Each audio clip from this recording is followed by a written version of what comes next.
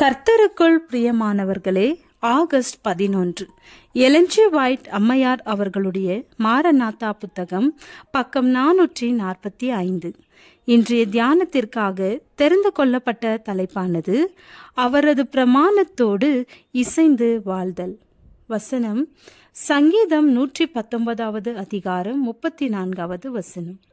எனக்கு உணர்வை தாரும், அப்பொழுது நான் உமது வேதத்தை பற்றி கொண்டு என் முழு இருதயத்தோடும் அதை கை கொள்ளுவேன். புதிய பிறப்பின் அனுபவத்திலே இதயம் தேவனோடு இசைந்திருக்கும்படியாக கொண்டு வரப்படுகிறது.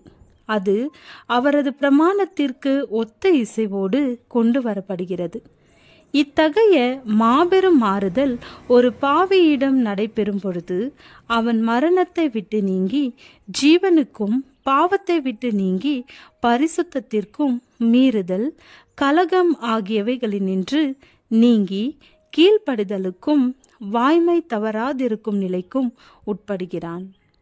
தேவனுடைய பிரமாணத்தை தள்ளி போடுதல் அல்லது அலட்சியம் செய்தல் ஆகியவற்றினின்று எழும்புகின்ற பரிசுத்தத்தை குறித்த தவறான கருத்துக்கள் இந்நாட்களில் ஏற்படுகின்ற மார்க்க சம்பந்தமான இயக்கங்களில் முக்கியத்துவம் வாய்ந்த இடத்தை பெற்றிருக்கின்றன. இந்த கருத்துக்கள் கொள்கைகளில் பொய்யானதாகவும் செயல்முறை சார்ந்த விளைவுகளில் ஆபத்தானவையாகவும் இருக்கின்றன. இத்தகைய கொள்கைகளுக்கு பொதுவாக அதிக ஆதரவு கிடைக்கின்றது.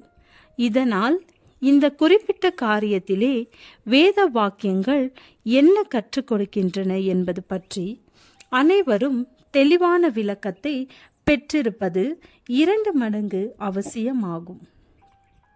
உண்மையான பரிசுத்தமாகுதல் என்பது வேதாகம மூல கோட்பாடுகளில் ஒன்றாகும். அப்போஸ்தலனாகிய பவுலார் தெசலோனிக்கேயர் சபைக்கு எழுதிய நிருபத்திலே, நீங்கள் பரிசுத்தமுள்ளவர்களாக வேண்டும் என்பதே தேவனுடைய சித்தமாக இருக்கிறது என்றும், சமாதானத்தின் தேவன் தாமே உங்களை முற்றிலும் பரிசுத்தமாக்குவாராக என்றும் எழுதுகிறார். பரிசுத்தமாக்குதல் என்றால் என்னவென்பது பற்றியும், அதை எப்படி அடைவது என்பதை பற்றியும் தெளிவாக வேதாகமம் போதிக்கிறது. உம்முடைய சத்தியத்தினாலே அவர்களை பரிசுத்தமாக்கும், உம்முடைய வசனமே சத்தியம் என்று மீட்பர் தனது சீடர்களுக்காக ஜெபித்தார். விசுவாசிகள் பரிசுத்த ஆவியினாலே பரிசுத்தமாக்கப்பட வேண்டும் என்று பவுலார் போதித்தார். பரிசுத்த ஆவியானவரின் வேலை யாது? இயேசு தமது சீடர்களிடத்தில் சத்திய ஆவியாகிய அவர் வரும்போது சகல சத்தியத்திற்குள்ளும் உங்களை நடத்துவார் என்று கூறினார்.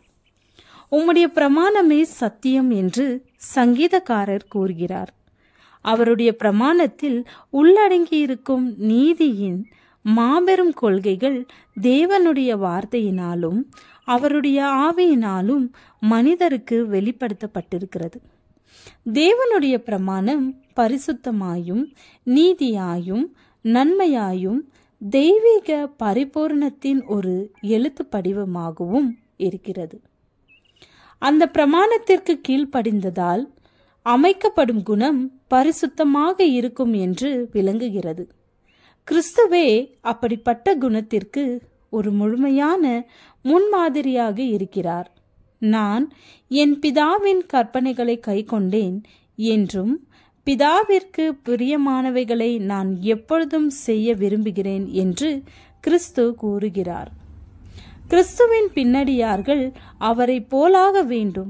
அவரது கிருபையினாலே அவரது பரிசுத்த பிரமாணங்களின் கொள்கைகளுக்கு இசைந்தபடி குணங்களை அமைக்க வேண்டும். இதுவே வேதாகமத்தின்படி பரிசுத்தமாக்குதலாகும். இந்த பணி கிறிஸ்துவிலே விசுவாசம் வைப்பதின் மூலமாகவும், நம்மில் வாசம் செய்கின்ற தேவ ஆவியானவரின் வல்லமையின் மூலமாகவும் மாத்திரமே நிறைவேற்றப்பட முடியும். ஜெபம்.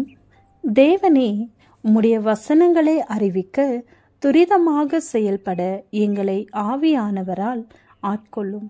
ஆமென்.